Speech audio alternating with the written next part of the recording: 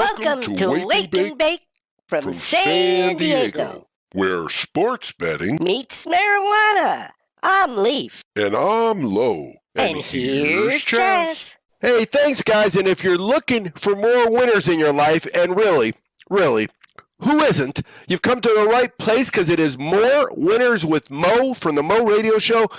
Mo, as always, we appreciate your time. Mostly, though, we appreciate your winners, and you've given them to us every week for, I don't know, we're going on 9 years now, maybe 10 years. I don't remember. It's a long, long time. But we're going to have a lot of fun with this one, particularly because we got some teams we're going to talk about that we can make fun of, and other teams we can talk about that are doing pretty good. So in terms of last week, any highlights that you remember, things that you say, you know what, that was good? Well, the end of the Bills-Vikings game was fantastic. The Vikings looked like they had lost it. Then they looked like they had won it. Then the Bills tied. Then they looked like they were about to lose it again, and then they won. That was a fantastic game. And then, Jeff Saturday with the best winning percentage ever of a head coach in the NFL at 1,000% right now. That was a great win for them. Of course, boy, the Lord picked a good team to give him to because the Raiders look like that guy should go back to New England now. Yeah, it felt, when he spurned the Colts at the altar, a few years ago, most people were upset. I was not, because he was terrible in Denver, and now we see again that he's terrible in Vegas. He's not a head coach. This guy learned at the feet of Bill Belichick and got beat by a guy who's never coached a college or pro football game, any type of coaching ever. And he got beat by Jeff Saturday. Now, if you're a Colts fan, you know that you don't have a team that could do anything in the playoffs. So I was hoping, honestly, that they would lose. I wanted them to lose, and let's get a draft pick and draft a franchise quarterback. But doesn't look like Mr. Saturday has that on his plate. He wants to win some football games. Well, you know what? We've never done a Colts championship football, souvenir football. That would be a good one.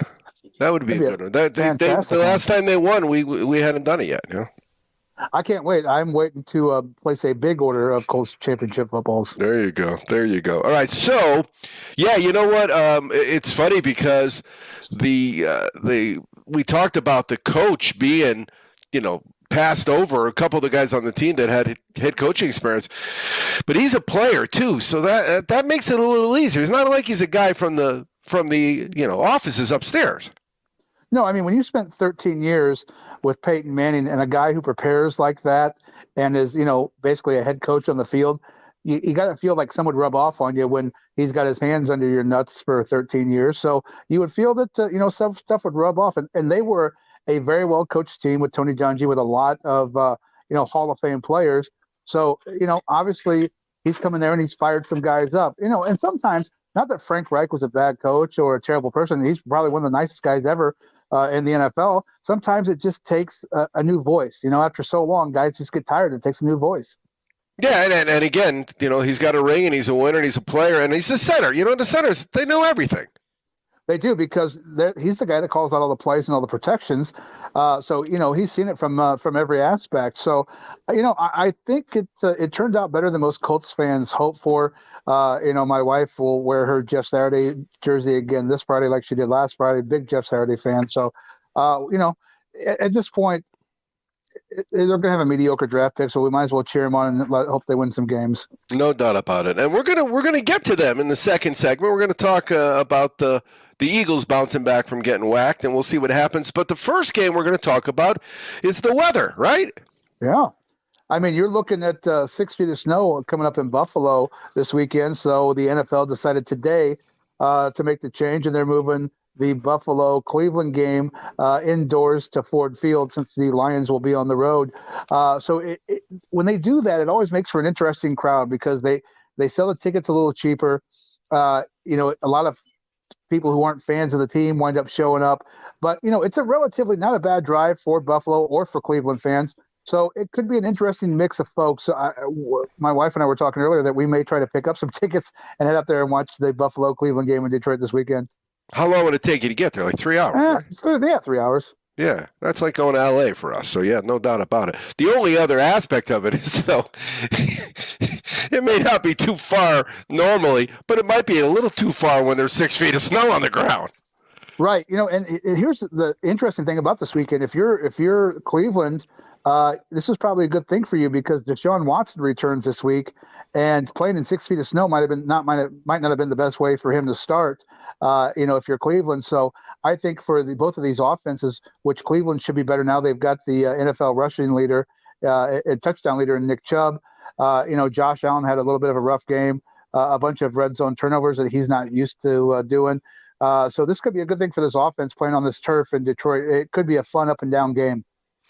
Give me a final score. Oh, wow. This one's going to be a little harder because I don't know what to expect from Deshaun Watson. Kid hasn't played in a year and a half, gone through a lot of stuff. You haven't got to see him in practice because he couldn't be at the facility. They've kept it very hush-hush what they've done. I'm going to say 42-38 Buffalo.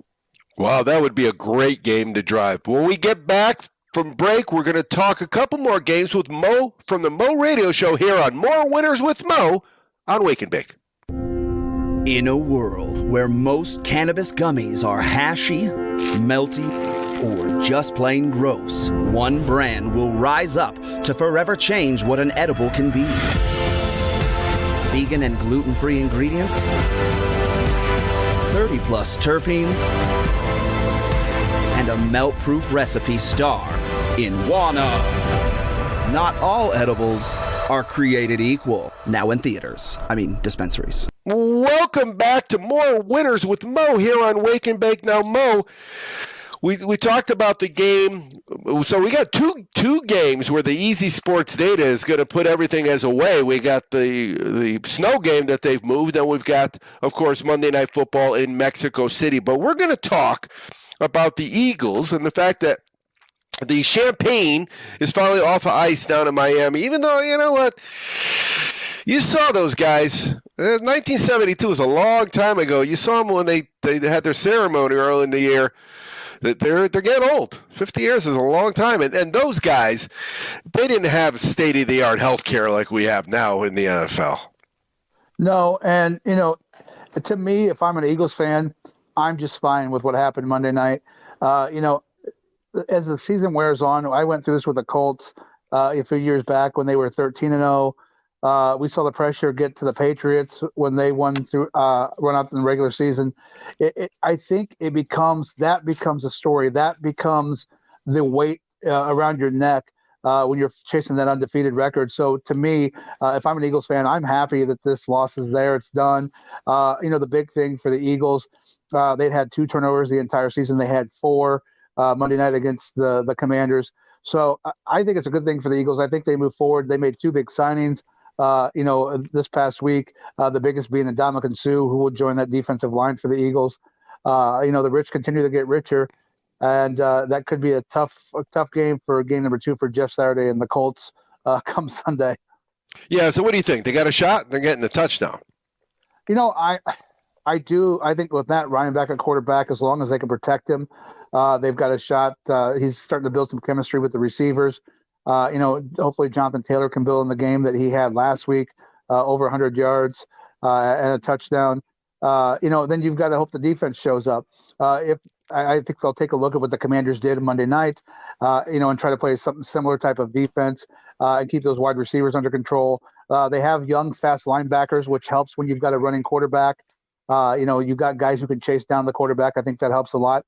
I think it could be interesting. It's not one of those ones where I think it's going to be a 7-point or less loss.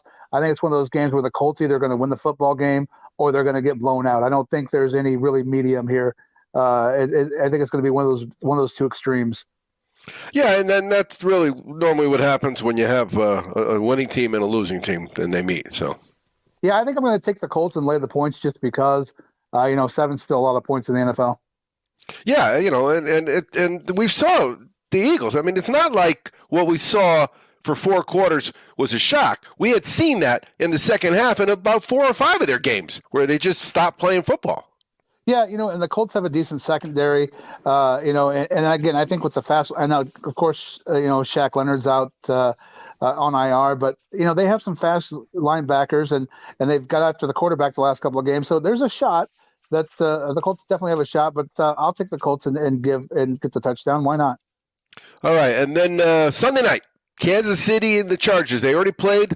Actually, they played on, I think, a Thursday night, if I remember, back early in the season. So another prime time they got flexed up. What do you think? Well, you keep waiting for the Chargers offense to get going. Justin Herbert was phenomenal last year. Almost 5,000 yards. Mike Williams and Keenan Allen being out has not helped it at all. They focused the defenses, opposing defenses, to focus on the running game and Austin Eckler, which has made it harder for him at times to get going. I know Herbert's nursed some injuries. San Diego's defense doesn't look as good as we all thought it was going to be, and I think that hurts us some too. Patrick Mahomes just keeps getting better and doing it without Tyreek Hill. I think this one could be closer. They're going to get Mike Williams back, hopefully, and Keenan Allen. They didn't practice, leading up to it, but they should be back. I'm going to take. It's hard not to take Patrick Mahomes. I'm taking Mahomes. I'm going to lay the points. I think the Chiefs win this football game. That's a lot of points, but when it comes to Kansas City, you know what? Is there ever too many points? No, and there's no home field advantage either, so I think that makes it a little easier. And Kansas City fans, let's be honest, like a good college team, they travel very well. So, I think it's going to be a Kansas City win. Patrick Mahomes loves showing out on national TV for sure. So I think we see a few wrinkles in Andy Reid's offense, at the end of this game, no doubt about it. It's a big game too because it cushions them. This is it. They win this game, and they're winning that division pretty much. Yeah, I think so because let's be honest, Denver's terrible. The Raiders are terrible. The Chargers are the only ones that really have a shot at them, and they've been mediocre at best. But you keep waiting every week. Is this going to be the week, like we said, that Justin Herbert breaks out? And sooner or later, I'm going to get tired of waiting. I'm not going to know. But it's hard, man, in the NFL when you don't have your top receivers. Then they could just focus on Keenan Allen's not just the top receiver. He's a pretty good receiver. As top receivers go, he's a top receiver. And Mike Williams may be better. Tall, young kid who can get up there. It's hard when you lose those guys. But if those guys are back, it makes it a lot more exciting game to watch. No doubt about it. All right, buddy, as always, we appreciate your time. And more importantly, your winners with Mo from the Mo Radio Show here on More Winners with Mo on Wake and Bake.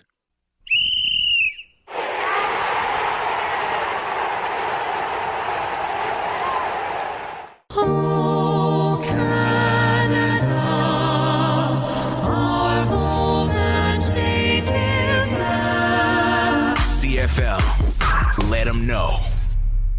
It doesn't matter what time of year it is. There's always going to be a decent return on your investment when you join Saturdays in Canada with Blackhawk Wes here on Wake and Bake. Now, Wes, we're going to give him one more shot because it's the Super Bowl of Canadian football. We're going to play the intro because I love this intro. Oh, Canada, our home and native land. CFL, let them know.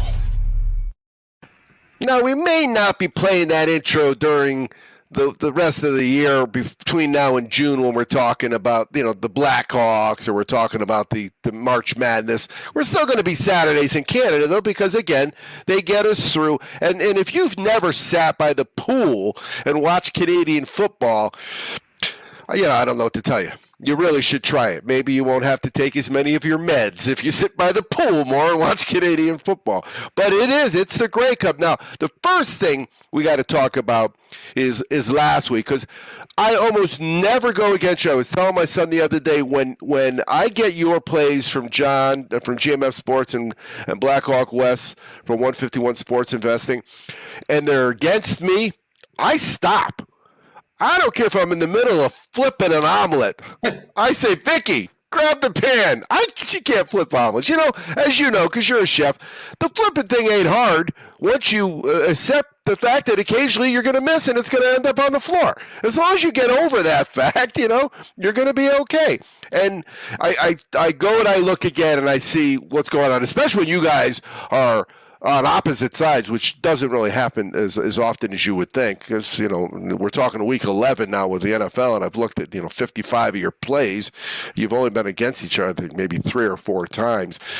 But I could not bet against Winnipeg last weekend, and I not only bet him, I made him my biggest play of the weekend. I had more money on Winnipeg than I had on any college game and than I had on any pro game, and then they muffed that punt, and it looked bad, and then after that, it was just Winnipeg showing why they're in the Grey Cup again.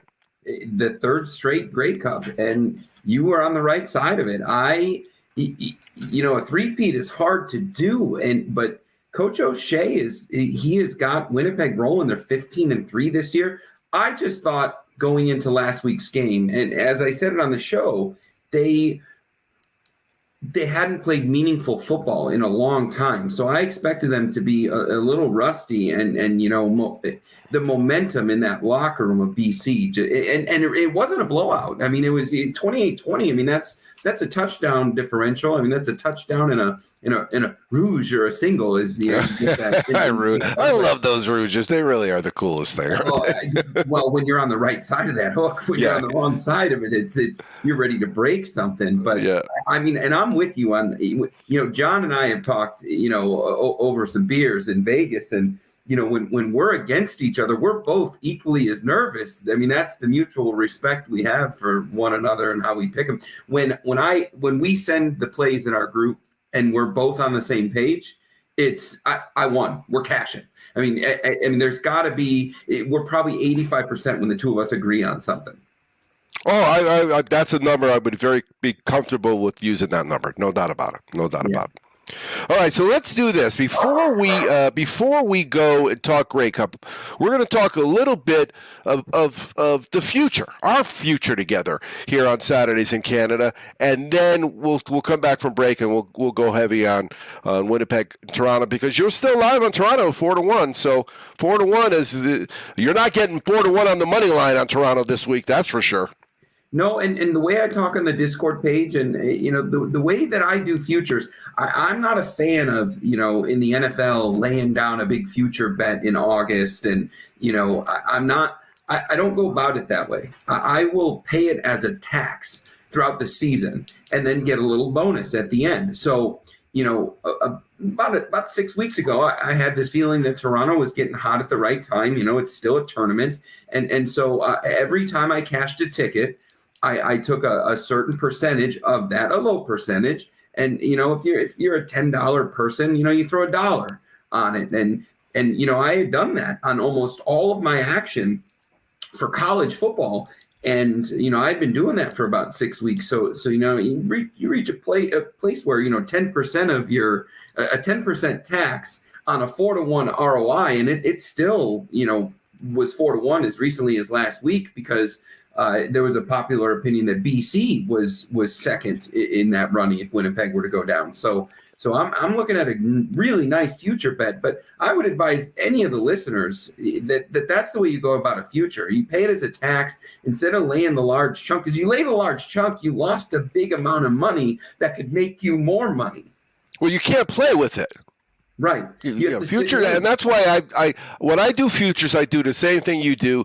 I do it either little bitties, a lot of them, or I wait until it's closer to. I don't mind if it goes from 8-1 to 4-1, because I don't want my funds tied up, a large chunk of my funds tied up.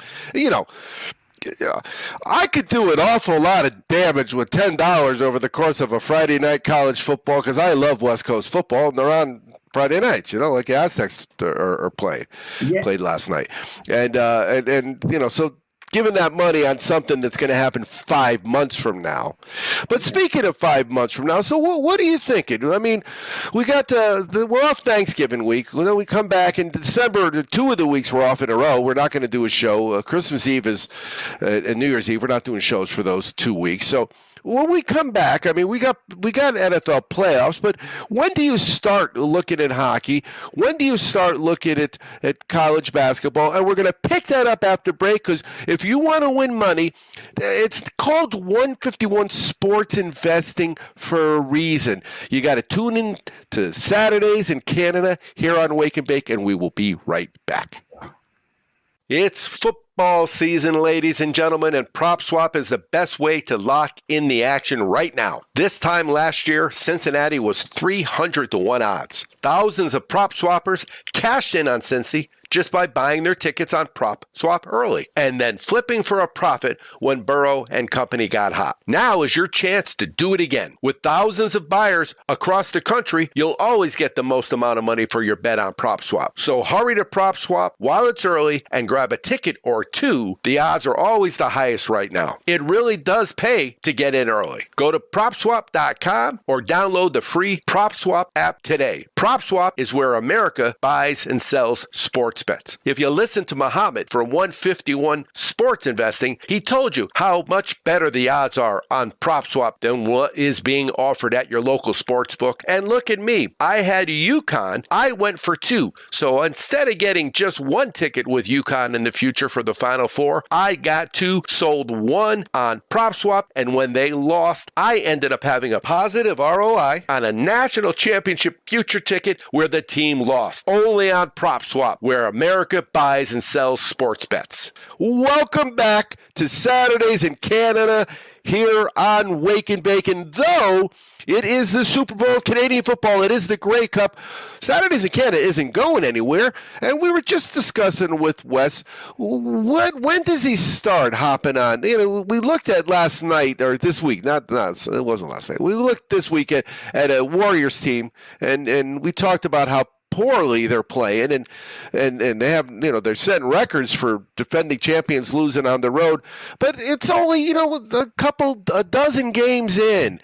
College basketball just started. The NHL's a little farther ahead, but not too much. When do you start betting on what when? So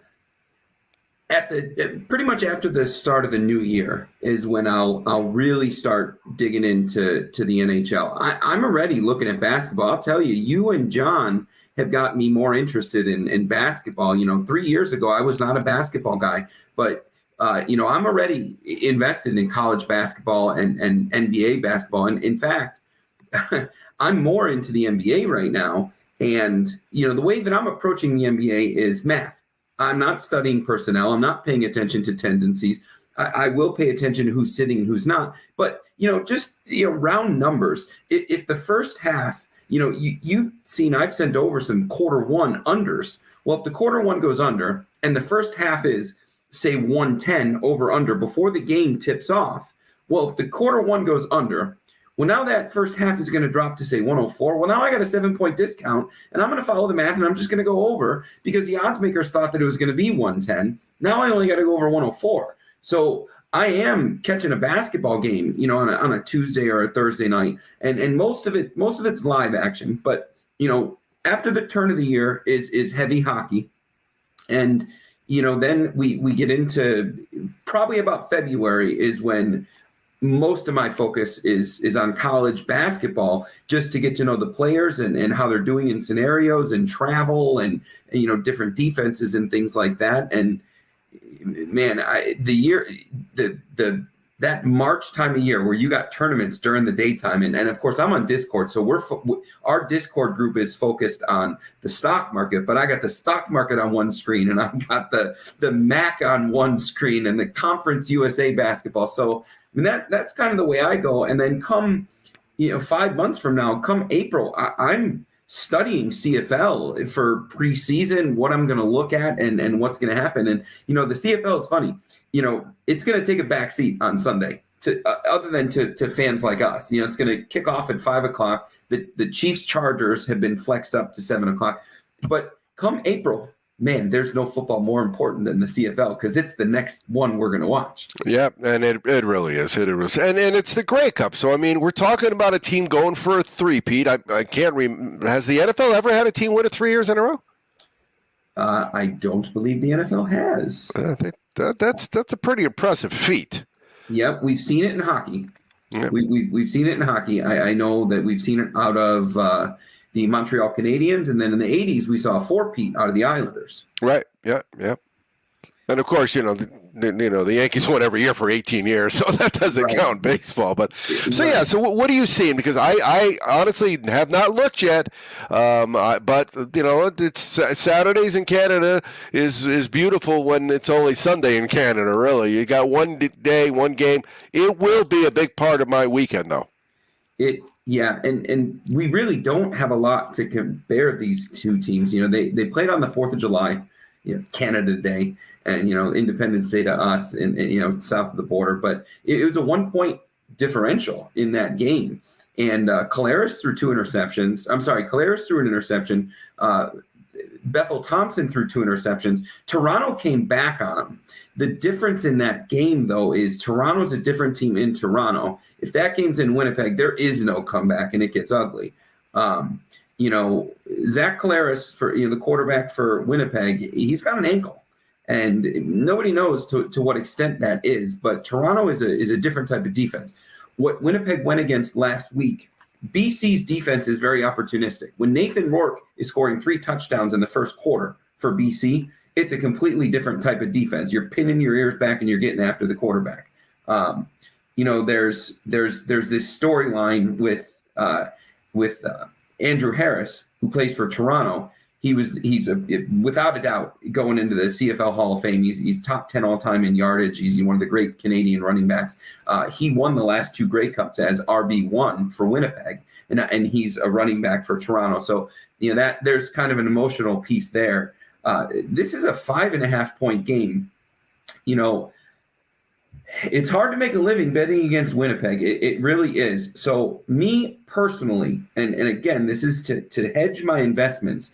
You know, I'm pretty deep into my Toronto future plays. So if Toronto wins the game, I win that. So the play, but that is a money line play. Of course, future bets are money line play. That is a money line play. So the play for me here on this game is I'm laying the 5.5, and I'm going to put 1 unit on Winnipeg, and I'll cash if Winnipeg wins and covers. I don't think Winnipeg's going to win by 1. If Winnipeg wins, it's going to be because they've completely dominated. Toronto is healthy.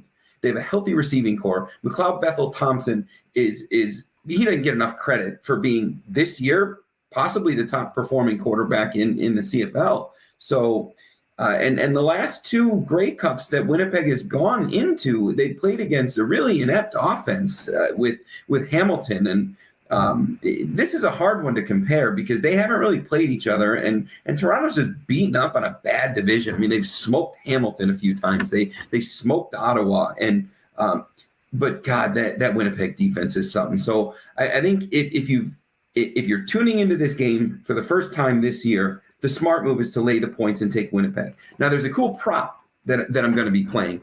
I'm going to be playing draw at halftime, and then I'm going to be playing Winnipeg wins and Toronto wins. And so it has to happen both of those ways. But if it does, so if we're draw and then Bombers win in regulation, that's plus 1,600. If we're draw and Toronto wins the game, we're plus 3,200. That's worth a play. Yeah, so it's going to be tied at halftime, and you only one of those bets, as long as it's tied at halftime, you're cashing one of those tickets. Exactly. So that's what I'm cheering for. And if it's draw at halftime and Toronto wins the game, you're going to read stories. It'll be a good day in Westworld. In Westland. It'll be a wonderful day in Casey. All right, buddy. Thanks again for your time as always. Have a great Thanksgiving week. We'll talk, but we will not have a show next week, and we will talk soon again. Happy Turkey Day, and always be cashing. Yeah, always be cashing, man.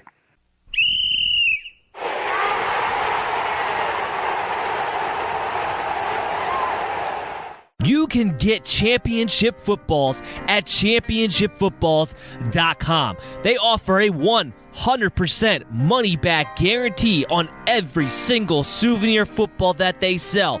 It's the coolest present that they'll open that day, guaranteed. There's nothing worse than trying to find the right gift for somebody that already has everything. Whether that special present is for a Tampa Bay Buccaneers fan or an Alabama Crimson Tide backer, maybe Gramps is a lifelong Dallas Cowboys supporter, or your brother-in-law is in LSU Tiger territory. Know a member of the Baylor Alumni Association? Is there a better Father's Day gift for someone who's a Kansas City Chiefs fan? Send them the coolest present they'll open that day, guaranteed. Now, if your favorite pro team is the Buffalo Bills or those Minnesota Vikings, well, we're sorry about that. Also, if you're a New Mexico State Aggie or a Tulane Green Wave alum, not much they can do. After all, the name isn't nice effort, you had a pretty good season footballs.com. The name is championshipfootballs.com. The coolest present they'll open that day, guaranteed. Sports Betting Weekly. All I do is win, no matter what. Got money on my mind. Welcome to Sports Betting Weekly here on Wake and Bake. We've got a longtime friend of the show on this morning. You know what? One of the things that I always do is I always like to remind the guests when we're dealing with the clock. You know, when we record, it's always a different time around the world where it's 4:20, and right now it's in the Canary Islands, which, you know, on a winter's day, I bet the Canary Islands is a pretty good place to be, Jonathan. I would be there right now. That'd be fantastic. Just here in Texas now. It's not 10:20. It's 10:06 here in Texas, but you know, I've never been, and it's definitely a hot spot I want to get to. I mean, a lot of islands out there, you know, Fiji, Canary, Barbados, get out to the islands. There's probably a lot of, you know, Jamaica, the capital. The capital hey, of cannabis, probably. I've been taking money out of Costa Rica now for about 15 years, and since the California initiatives both failed, I'm going to be taking money out of Costa Rica for a couple more years at least. Not to get into the politics spectrum, but I actually was pretty surprised. A lot of how the election went across the country, and the fact that it didn't pass, but not by a wide margin. The initiative for legalized sports books was it was more like a 55%. I think it was a little closer, but they also had the initiative for like online, and that was like a 2-to-1. Yeah, crushed. That's it was crushed. Surprising that it didn't pass by such a high. Yeah, it was crushed. There's no doubt about it. So let's do this. First things before we do anything. Let's talk about your success this year with Vegas Insider, because remember when we first started back in the day, now we're talking years now. It was Triple J Sports, right?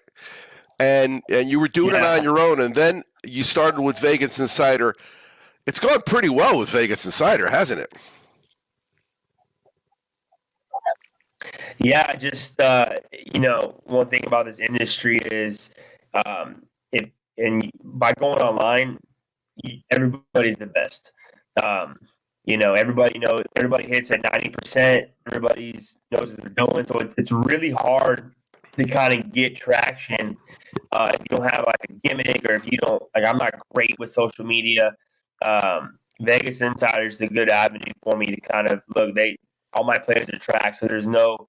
If you really do that, everything is tracked 100%. Games got to begin a certain time before the games. I'm not going to be, you know, a minute before the game putting in my plays. It's got to be, the research got to be done. So it's I like it because it does track everything I do.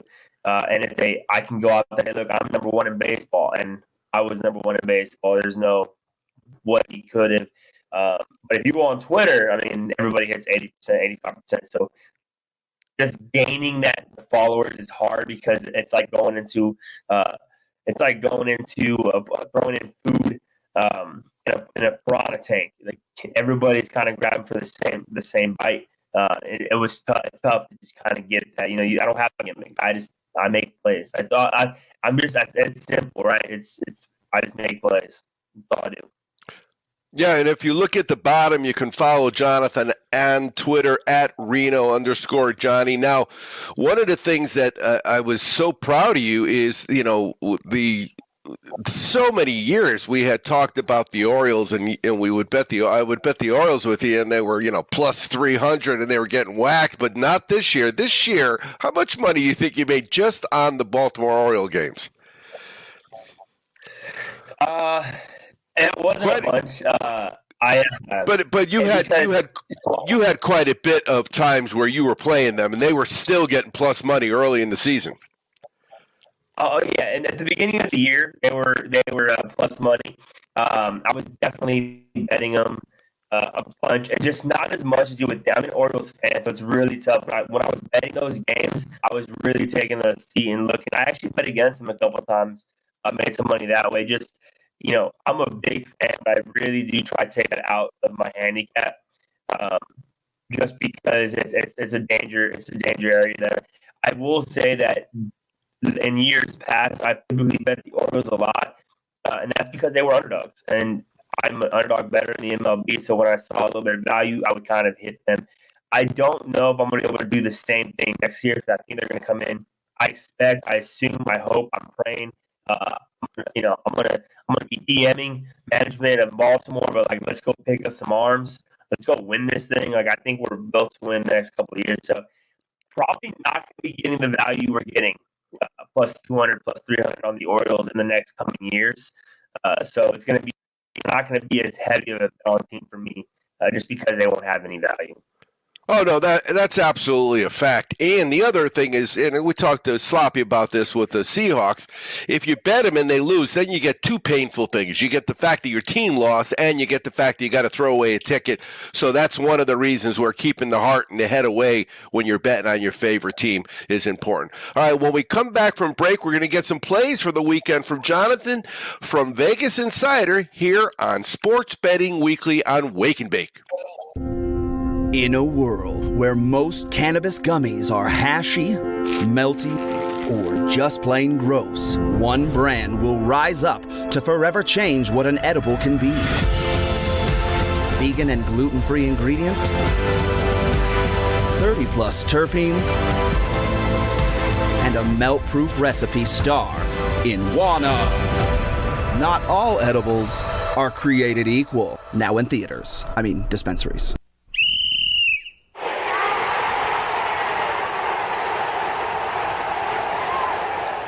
You can get championship footballs at championshipfootballs.com. They offer a 100% money-back guarantee on every single souvenir football that they sell. It's the coolest present that they'll open that day, guaranteed. There's nothing worse than trying to find the right gift for somebody that already has everything. Whether that special present is for a Tampa Bay Buccaneers fan or an Alabama Crimson Tide backer, maybe Gramps, a lifelong Dallas Cowboys supporter, or your brother-in-law is in LSU Tiger territory. Know a member of the Baylor Alumni Association? Is there a better Father's Day gift for someone who's a Kansas City Chiefs fan? Send them the coolest present they'll open that day, guaranteed. Now, if your favorite pro team is the Buffalo Bills or those Minnesota Vikings, well, we're sorry about that. Also, if you're a New Mexico State Aggie or a Tulane Green Wave alum, not much they can do. After all, the name isn't nice effort, you had a pretty good season footballs.com. The name is championshipfootballs.com. The coolest present they'll open that day, guaranteed. Welcome back to Sports Betting Weekly here on Wake and Bake. We have Jonathan from San Antonio. We used to call him that, but really now he's Jonathan from Vegas Insider, because he is the number one handicapper on Vegas Insider. And if you go to the bottom, you can get his plays at Reno_Johnny on Vegas Insider. And let me tell you right now, the other day, if you followed his plays, he hit you with a 20-1 play. That's right, because he swept the board, 5 teams. Now, don't get me wrong. I'm not going to sit here and tell you the dude sweeps the board every single day. But because he mentioned it earlier, Jonathan, on Twitter. If you didn't know any better, you would think some of those handicappers do sweep the board every single day, going 5-0 every day of the week, all year long. Oh, if you go on Twitter, you're going to see the Twitter cappers, we call them, and they're hitting 80%, 90%. They'll have 15 plays, 13 and 2, but it's a daily thing. It's just it's very deceiving. And I always tell people this, even that friends that might want to follow my plays, and I'm very upfront. 45% losing is a successful sports bettor in the industry. And that, there's no other job in the world where you can lose or be bad at your job 45% of the time and you still get paid. That's how hard it is. That's how hard these lines are. It's sports betting. It's gambling for a reason. But yeah, we did go 5-0. I will say, I think in the last every time I've had like a bad day and I tweeted out I'm going to bounce back, I've bounced back in big ways. I think the last 3 times I've done that, I'm like undefeated. I think I'm like 11-0, going 3-0, 3-0, and 5-0. I don't recommend that. You know, I just have a feeling every now and then. For the last year, I've done that 3 times, and I've just had, you know, been doing really well. You know, 5-0 is a great day. It was a great college sweep. I did Maction, and then some college basketball. That was, you know, a good avenue for me to make some money. Yeah, and that's the thing that is really important. I think that if you're not winning consistently at sports betting, okay, then what happens is you start getting angry. You're yelling at the TV or your phone, or you're yelling at coaches or players and stuff.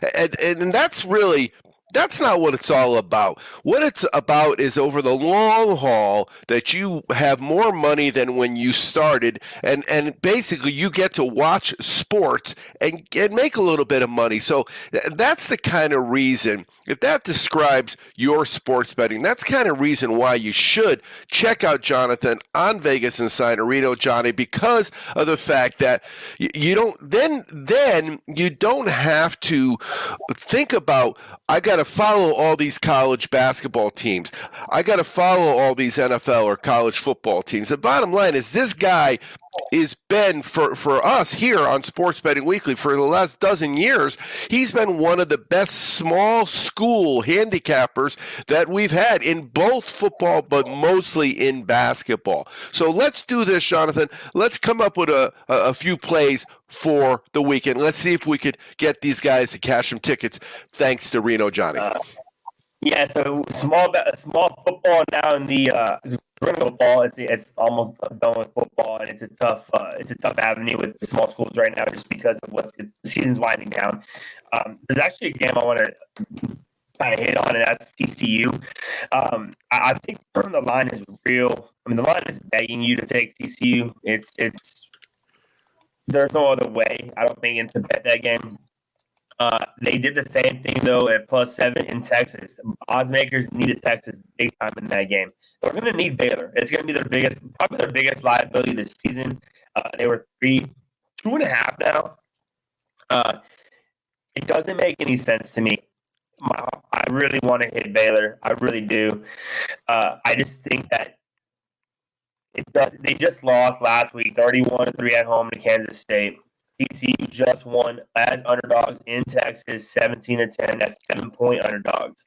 Now you're only -2.5. It doesn't make any sense. We're going to probably go on the other side. It just kind of reminds me a little bit of NFL earlier in the year.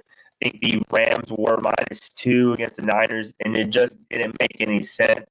So everybody was on the Rams, and I went on the Niners.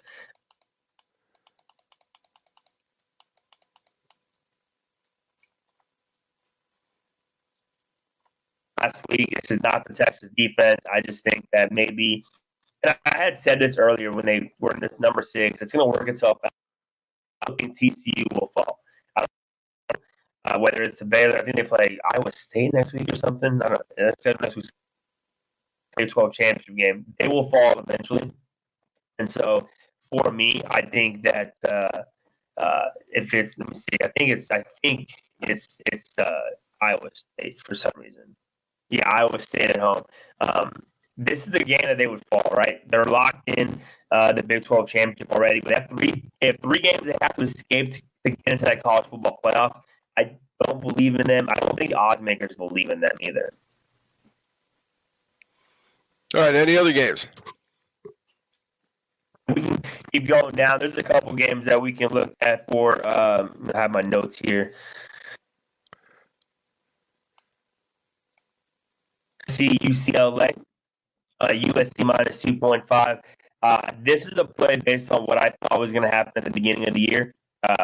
Give me USC. I actually think my prediction is that TCU will fall, USC wins out, and USC will get into the college football playoff first year under the new head coach and quarterback of Caleb Williams. I believe that that's the best play on the board. I understand UCLA's at home, but have you seen their home crowd? Have you seen their home stadium? They don't get fans. It's a really weird dichotomy of how good they are this year, and the fans don't really have a tough home crowd. I think it could be different this week because you are welcoming, cross-city rival USC. I just see USC as a better team. They struggle on the defensive side of the football, which can get exposed by UCLA.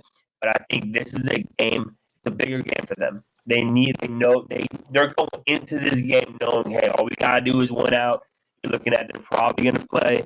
It's gonna probably be USC and Oregon in the Pac-12 championship, depending on what happens with Oregon and Utah. I think this is USC is going to win this game. I'm going to take them on the money line. It's -2.5. Money line's minus 125, minus 130. But that's going to be the play. My biggest play of the weekend. I just think that's a tough pass. And staying in the Pac-12, Oregon versus Utah. We talked about Oregon off that bad loss last week versus Washington, that's part of the reason why I think Washington can have a little letdown against USC. Now they're at home versus Utah. Utah comes into this season. They were number 5 overall ranking. They have definitely slowed down. They had 2 losses they probably shouldn't have taken. But they do have a good win against USC and Oregon off that loss at home as 13-point favorites versus Washington. I think they bounce back here against Utah. Bo Nix has a big night. Probably a higher scoring game. You look at maybe teasing you. I would probably tease some overs in those 2 games because you're looking at high scoring, no defense in the Pac-12. My play this weekend are, when it comes down to the later part of the year, I've done the work already. What do I think is going to happen? And I think, I called USC in the college football playoff. I called USC versus Oregon in the Pac-12 championship game. So I'm kind of rolling with what I've already kind of done the work for. And that's kind of there's nothing wrong. There's nothing wrong with saying, hey, this is where I stood, and I'm going to stick with it. Let's talk about that USC game. It's 14 miles. Every year at the beginning of the season, we catch a couple games where the Rose Bowl is at night and the Coliseum is in the afternoon. So we go see USC play some out-of-conference school they usually whack, and then we slide over to the Rose Bowl. Now, it's 14 miles. It takes probably an hour if there's traffic. It's Los Angeles. But that's going to really help, I think, the USC side because it's not like it's an away game technically, although it's a crosstown rivalry. But because there's so much at stake this year in that game, it should be a pretty raucous crowd. And you mentioned the fact that the Pac-12 has no defense. We watched the second half start of that Oregon-Washington game. They scored like 5 touchdowns in like 7 minutes. It was just crazy-ass stuff, and it really is. When you see those teams, if USC does get into the Final Four, the playoffs, it's going to be tough for them to stop anybody. They're going to have to outscore people, and so that's the going to be the knock on the Pac-12. It always has been, and it's going to continue to be when you have over-unders. Listen to this over-under, 76. There are some college basketball games that don't have overs of 76, Yeah, it's last week I actually hit I think it was an under 77 or so, and it was are these 2 teams, and it was kind of flew under. It's just the defense. That's why I think they're going to make the college football playoff, but I do think they're going to get outroared in the college football playoff. All the teams are going to face, right? Whether it's Georgia has a good offense, an even better defense. So you can't get in there without a defense. They are going to have to do something eventually. This is his first year at USC. Offense was clicking. A lot of it was he brought over Caleb Williams, which he really trusted from Oklahoma. I think eventually, you're going to get that recruiting going. The one thing I will say is he's never had a defense either, though. Oklahoma wasn't really known for their defenses. It was all offense. You got to switch, and when you look at the college football playoff and who has success, it's Bama, it's Georgia, it's LSU, typically teams that have a decent defense enough to get them through games, and their offense is so explosive enough.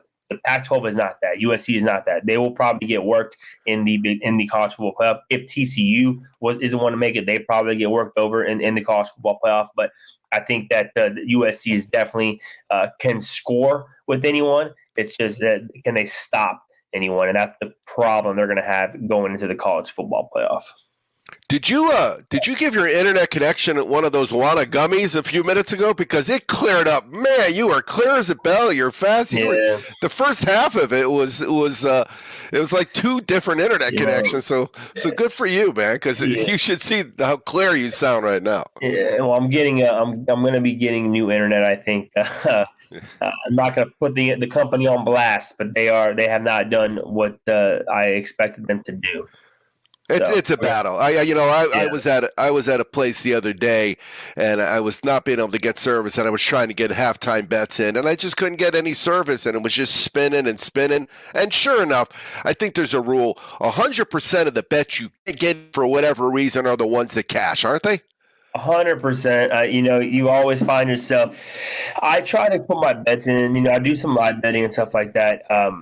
I tried to put my bets in, and then, if it goes in, it goes in, but not worry about if I can't get it in for whatever reason.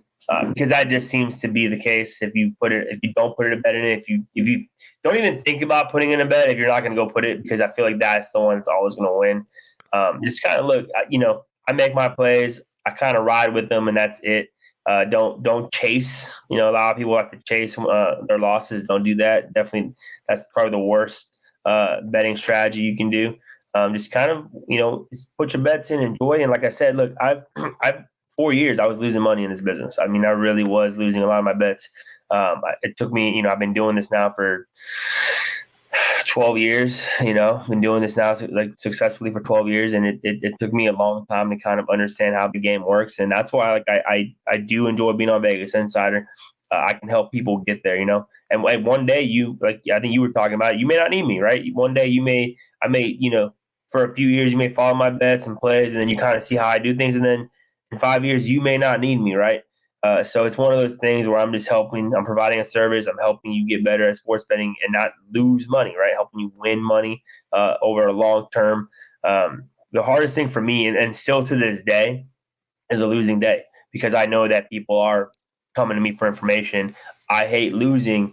I guarantee you, I hate losing more than they hate, than they enjoy the winning bet. I hate it. It puts if I lose, I'm at my computer that night for till 4 or 5 in the morning, just going over games. And so this is a tough business. It's a tough business to be successful in. It's a tough business to get to make money in. It's a tough business all around. So I'm just here trying to help. But all my plays are at Vegas Insider. Yeah, no, you do a great job, and we've heard that story before, because it was about 8 years ago when you came to us and you said, hey, I sucked for 4 years, and really in any aspect of life, when you first begin, you may not think you suck, but then when you look back and you finally get good at it, you realize how bad you really were. All right, Jonathan, as always, we appreciate it. Hey, there's no show for us next week, so have a great Thanksgiving with you and your new baby Camden, and we'll talk soon. Thank you. Have a great day, Chess. Thanks again for joining us here on Wake and Bake. Jonathan, the beginning of his segment with us was a little tough, but I think it was TCU, USC, and Oregon is where he's going. He likes to tease on those overs that are really, really high. And do us a favor. Have a great Thanksgiving, and always be cashing.